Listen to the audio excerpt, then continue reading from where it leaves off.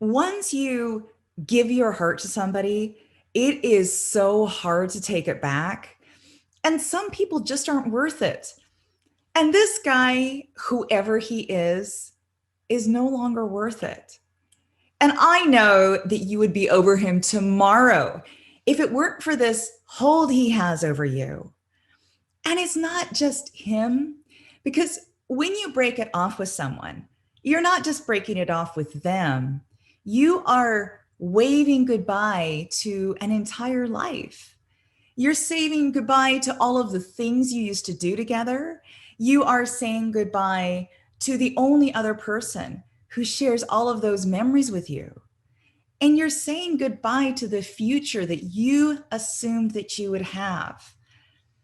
And so, even though he can be awful, and even though he has hurt you, the alternative is losing everything you had together. And that isn't easy. Hi, I'm Amy Waterman. I am a love expert here at yourbrilliance.com. And in this video, I want to share with you the steps to unhooking yourself from a toxic person so that you are free to love again.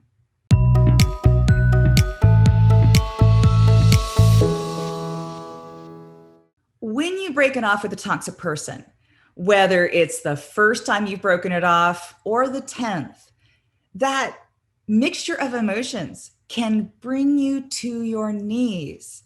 Because not only do you have the pain of a breakup, which is always really rough, but you've got guilt and shame on top of that. You're mad at yourself that you got involved with somebody who wasn't the man that you thought he was.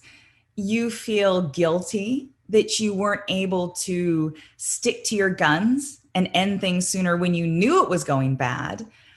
And you can feel ashamed the way that you kept going back, even though you knew he was bad for you. And what's worse is your brain keeps trying to trick you into doubting yourself by whispering things like, what if no one ever loves you again the way he did? The first thing you need to know is that your love was not a mistake. Love is always a beautiful choice. And I don't think any love you put out into this world is a mistake. It says a lot about who you are that you gave your love to him. So your love is not the problem.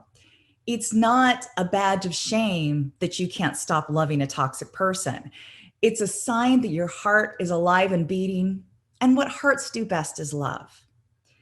But what you could have done differently, perhaps, is maybe you could have left him sooner because he wasn't treating you well, and it may have taken you longer to see that than it could have, which gave him more opportunities to hurt you. The second thing you need to know is that it's not your love for him that's holding you back from breaking this off. It's the addiction. So toxic people hook us by flooding us with something called intermittent reinforcement. So sometimes they are absolutely lovely and they overwhelm us with wonderful words and gifts and experiences. And then they just go cold.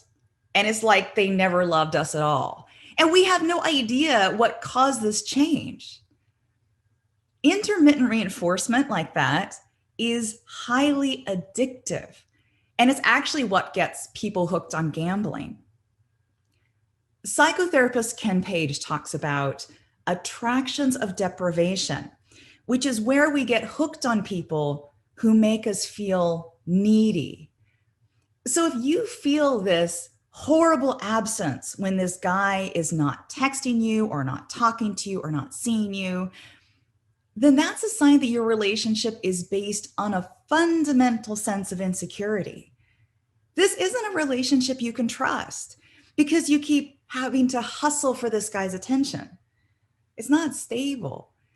And these attractions never turn out well. In a loving relationship, you can trust the other person. Love isn't given and then revoked, and you don't have to give up yourself or betray yourself to be with them. So that's what you want. And you can get it only if you release this relationship. So, right now, your goal is to honor yourself for the love you gave and break the addiction to this person. Because if you don't do this, if you continue to feel guilty or ashamed or unable to break those ties, you're going to bring those conflicted feelings into your next relationship. And then you'll wonder whether you're going to get tricked again. So, how do you treat a person addiction?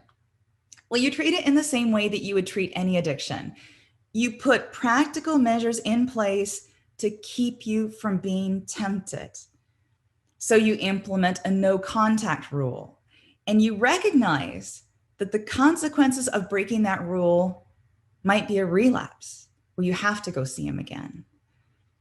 So you make sure that you cannot contact him by deleting his number from your phone, deleting all of his texts, deleting his email address, all of his emails, and basically any way that he could contact you.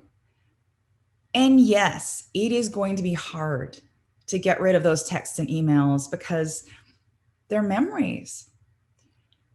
But think of it like whether you would recommend that an alcoholic would keep bottles of booze in the house for old time's sake. It just isn't worth it. You have to clear out space in your life to make room for a new love, and you cannot do that if his energy is still there. And this is a very important one. I recommend asking a friend to be your accountability partner. So if you have the urge to contact him, you call her instead. And she is under strict instructions to talk you out of it, and if need be, come and get you.